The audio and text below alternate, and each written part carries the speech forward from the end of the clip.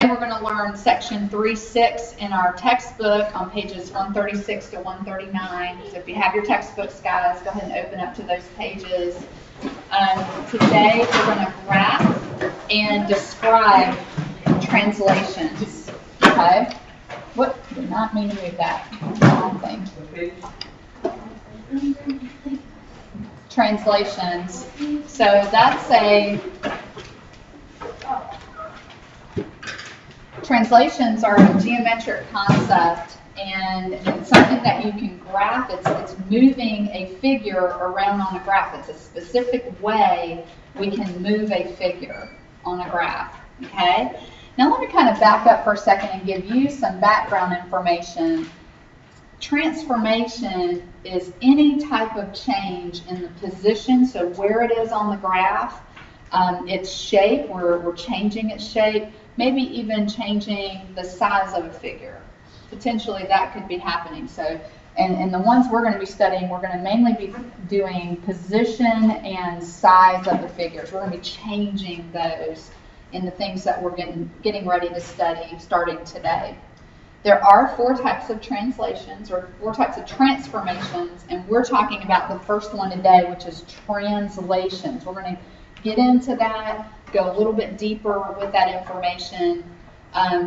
Sometime next week or the week after, we'll do reflections, rotations, and I did give you a basic explanation at the very, very beginning of class about dilation. So I don't think your book covers that, but that's the idea. A dilation, and I'll just kind of recap what I told you before we started the video. A dilation is where you can take a figure and you can make it smaller than its normal size or much bigger than its normal size. That's called dilation. So if you have a circle, you can tighten up that circle and make it a smaller circle or make it a bigger circle. Same thing with a square. So dilation is just literally changing the size. We didn't change the shape. It still maintains its original shape. It's just either a lot smaller or a lot bigger. That's dilation. Okay, so let's talk about translations really quick. I want to give you 2 more pieces of information, some terms that you may encounter, especially when you hit geometry in high school. You have something called the pre-image. That is your original figure that you've been given before you've transformed it into its new shape or its new size. We call that a pre-image, okay? And what we're going to use, and I want you to notice this, we're going to use capital letters to mark the vertices. A vertex is basically where 2 segments meet. So in a square, let me do a square here. This is a vertex, this is a vertex, this is a vertex, this is a vertex. So anywhere where you form a corner is a vertex. And then the plural would be vertices. So if I'm talking about more than one corner, more than one vertex, then I'm going to refer to them as vertices. So that's a little bit of the language in math. Mia? I went to tutoring this summer, and me and my tutor did like that almost, and we used marshmallows and toothpicks to do to see the vertex, and it was cool. That is. So everywhere you have a marshmallow, that's a vertex. When let's say she was trying to make a square, her toothpick would connect to a marshmallow and she put another toothpick to form that corner every time there was a marshmallow. That's a vertex. So great visual image, really good visual image there. So we're going to mark pre-images when we actually draw them and graph them on our graph paper. The pre-image, we're going to mark those vertices as capital letters, A, B, C. E, F, G, H, I, J, whatever the letters are, but you're going to use capital letters, okay? And then the image, this is the figure after you've transformed it, after you've changed it in whatever way you're supposed to change it, however they ask you to change it. The image after is called the image, and we're going to use capital letters and something called prime notation. Prime notation is that little apostrophe here that's next to it. So if it was A in the original figure, in the transformed figure, A is now called A prime. Okay? This is how we say that. A with that little apostrophe is called A prime. B with a little apostrophe is B prime. C with the little apostrophe is C prime. Okay, so that's how we know which one's the original figure and which one's the changed figure. The original figure doesn't have that little apostrophe. The changed figure will have the apostrophe, the prime sign. We call that the prime sign, okay? So let me kind of take you into, I think it'll make more sense once we get to graphing. So everybody, can you see the graph grid on your paper? I know there's a little bit of it that faded out, just a little bit. Can everybody see that on your paper? Okay. So we're going to graph a translation. So we're going to graph triangle PQR, which has vertices at P is -5, 1, Q is -1, 4, and R is -2, 2.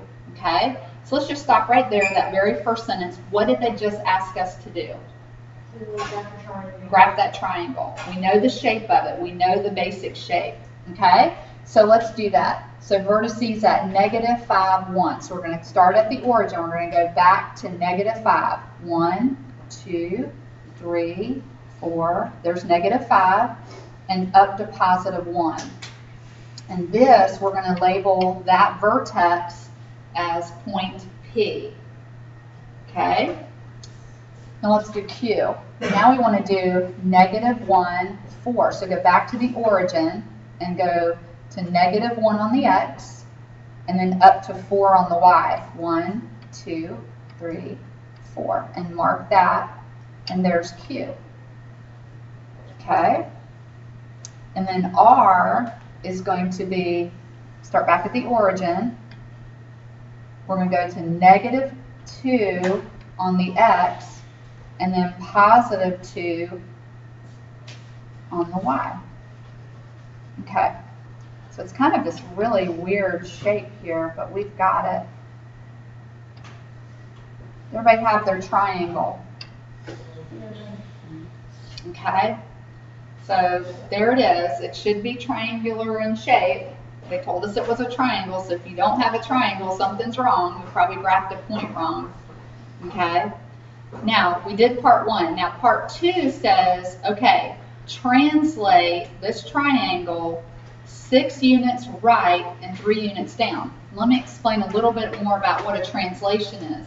Translation is vertical and horizontal movement. This would be horizontal movement, that's left, right. Vertical is up, down. So they're going to tell us exactly what to do, and we need to do that with each point, okay? If you would like to change colors now into something different to kind of make your graph stand out a little bit, please feel free. I'm going to change colors here on the Mimeo just so it stands out. I want to demonstrate to you what it's going to look like, okay? So they gave us 2 things to do. They said translate 6 units right and 3 units down, okay? So the movement would be 6 units to the right, 3 movements down, okay? 3 units down. So let's start with, let's just go in order. Let's start with P, all right? And we're going to go over to the right 6 units. 1, 2, 3, 4, 5, 6. And then we're going to go down 3 units. 1, 2, 3. Mark that point. Now, this is now our image. We're transforming it. We translated it. So I'm not going to call it P again. What am I going to call it? P prime. There you go. Call it P prime. Go back to the image. Let's do Q this time. Same directions. 6 units right, 3 units down. So start with the Q. 1, 2, 3, 4, 5, 6. And let's go down 3 units. 1, 2, 3, and mark it. Now that was Q, but in the new figure, we're going to call it Q prime. Exactly. All right, now we're going to do the same thing with R. R is our last one we want to move. We're going to move it the same way. 6 right, 3 down. Here we go. 1, 2, 3, 4, 5, 6. Sorry. and then we're going to go down 3. 1, 2, 3, and we're going to mark it. Now it was R in the original figure. We're going to call it in the new figure R prime. Okay. Yes. Do we have to put little dots? No, no. All these dots, I was just trying to show you. The person watching the video is not going to see my hand, so I'm just trying to let them track visually how I'm moving it. You do not need to draw those dots. I was just trying to help the person watching the video. All right, and then go ahead and let's get our triangle drawn. And what you just did was you translated this figure. You moved the whole thing right 6, 3 down, and now it's in this new position. So we changed the position. We didn't change the size of it. We certainly did not change the shape of it. The translation, when you're translating a figure, you're just moving it from where it was into a new place. You're moving horizontally and vertically into a new position. Okay? So far, so good? Yes. Any questions? I hope I've made myself really clear on that. So let's flip to our next page in our notes. And I actually lifted this right out of your textbook because I think it's really important information. You can use what we call arrow notation. I'm going to circle those words. Arrow notation to describe the translation in example 1. The translation of each point is shown below. Okay? So the original point in example 1 was -5, 1. We graphed each of these. Remember, we already did these. Now I'm going to flip back a page just so that we can kind of talk out loud about the name of each of these new points. So P prime's new position is what? What's the name of that point? 1, -2. What's Q's new name? Q prime?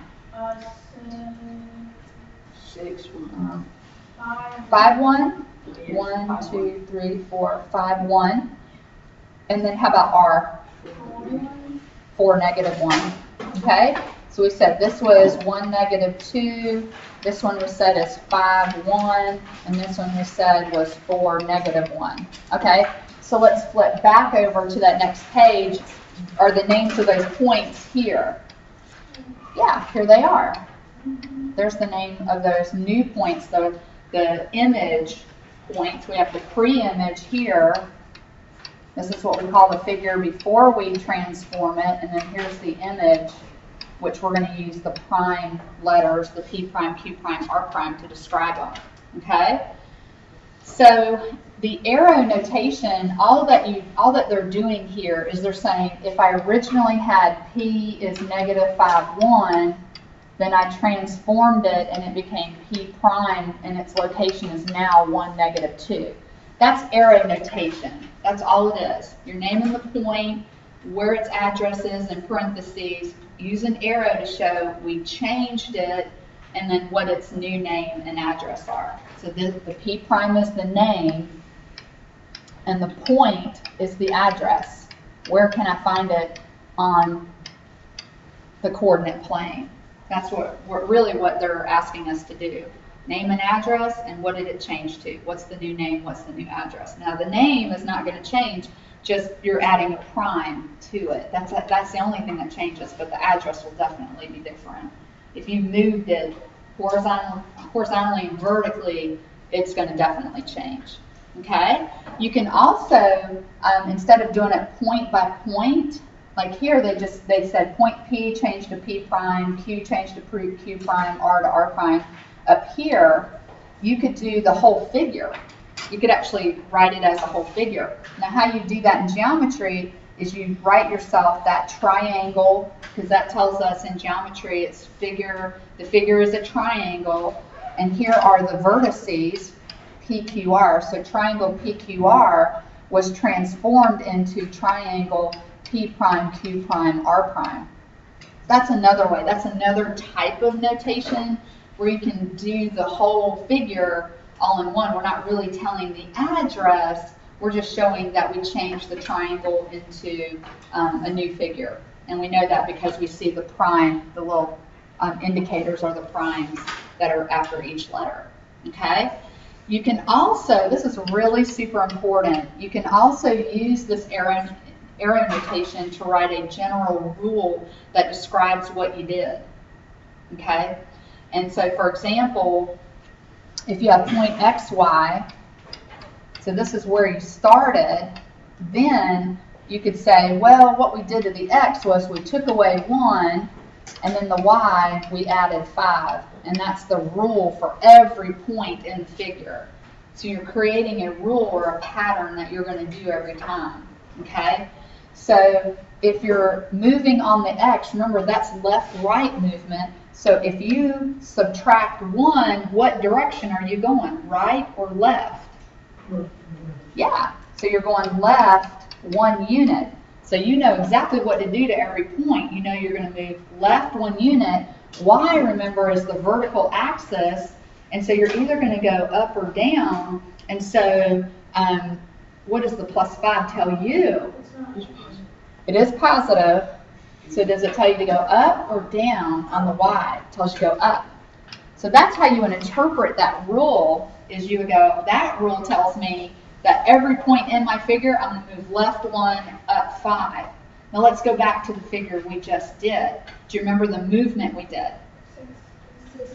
6 across. Right, 3 down, okay? So every point in that one, use our arrow notation. Now the x, remember the x is your horizontal axis. So how did we move horizontally? We went 6 to the right. How do I write that with math? What's 6 right? 6 plus 6. Plus 6. Good. Okay. Now y is movement vertically. Y is movement vertically. Y minus 3. So we went down 3, so that's y minus 3. And that's the rule we use. That's the rule that we used in example 1. That's how you would write that and document that. You say, this is what we're going to do for every point. To the x's, we're going to add 6, and to the y's, we're going to take away 3. That's our rule. That's the movement. Okay? Everybody kind of got an idea of what's going on? Yeah. Makes sense a little bit? Okay? So mathematically, is that what we did? What's negative 5 plus 6? We got 1. There it is. What's 1 minus 3? There it is. Are you seeing how the numbers are matching up? Let's try this point, Q. Okay? I'm looking right up here. Negative 1 minus, or excuse me, negative 1 plus 6. That's 5. How about 4 minus 3? 1. See how it's working out mathematically? That's what we're doing here. That's what this rule tells us right here, is that's what you're going to do to each of your x's and each of your y's. Okay? Where are you getting what you're adding it to? Like, on the original thing, remember what they told us? They said go 6 units right and 3 units down. So moving right means movement on the x, right? Movement down is movement on the y. So I know exactly what I'm doing. This is going to affect the x, and this is going to affect the y. So I can create a rule from it. I can actually write a rule based on that. And that's what we did right here, is we took that example 1 information and actually wrote a rule for it. Okay? Are you tracking the numbers? Everybody seeing how the numbers are working out? Let's look at R real quick. Look at this one. What's negative 2 plus 6? Is it 4? Yes. Yeah. How about 2 minus 3? It works. So you see, mathematically, we can actually calculate it too. We can figure out and anticipate what that point should be. Okay, so example 2. Now that we've talked about a little bit of function notation, arrow notation, how to write a translation, now we're going to work in reverse. Instead of us creating a graph and then translating it, they've given us a graph and said, so what happened?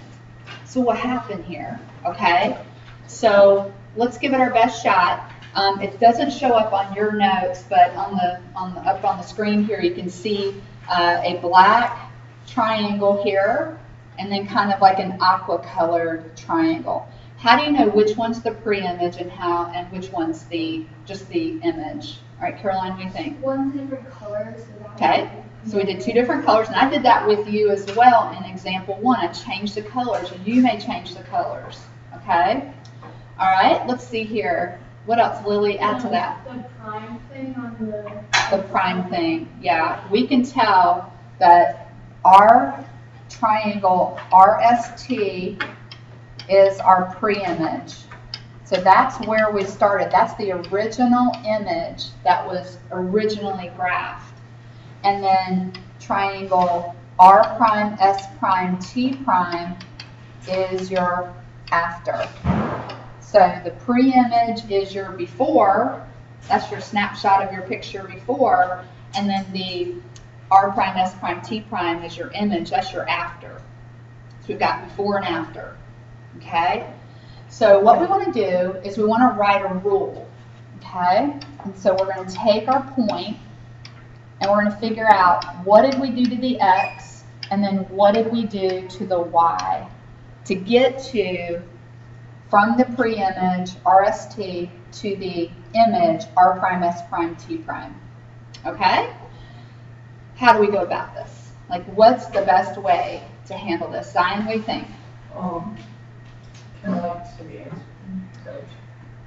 Yeah, go ahead. What did you get? 4 over and 3 down. Okay, so you found that we went right 4, down how much? 3. Down 3, okay? So how do we test our theory? You do it. You just do it, okay? So come up here where R is, okay? So we're going to start our movement on the X first. Now, because the image is to the right, we need to move to the right.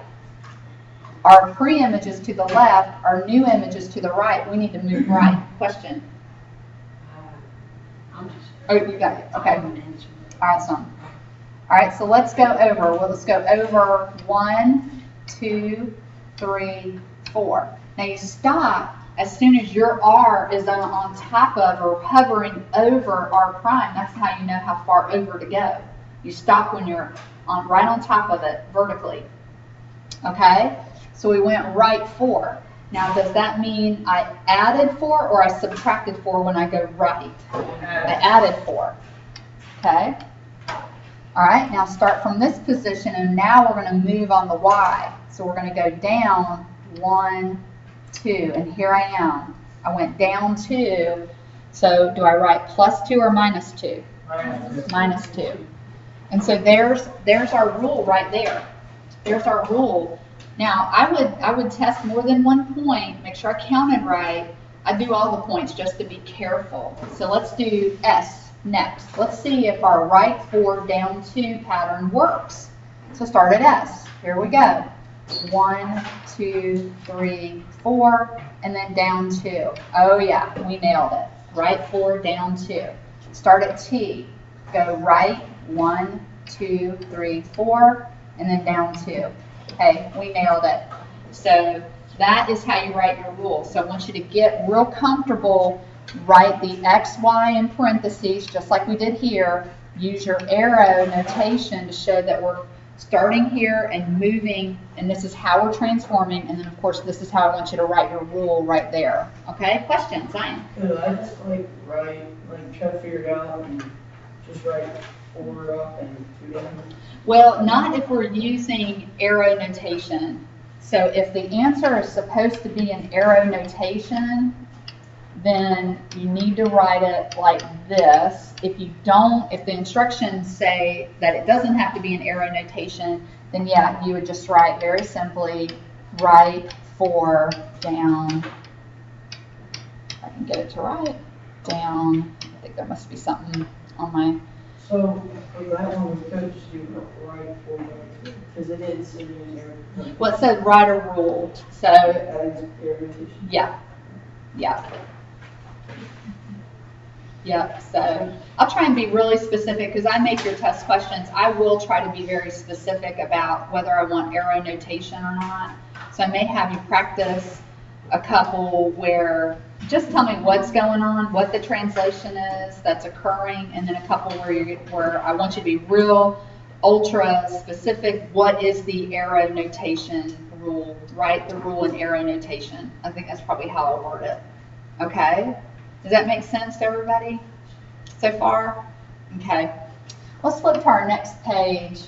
Let's try this one on your own. I'm going to give you just a few minutes and work on the problems towards the end of your packet. Try a couple on your own, then I'll have some volunteers come up and show us, okay?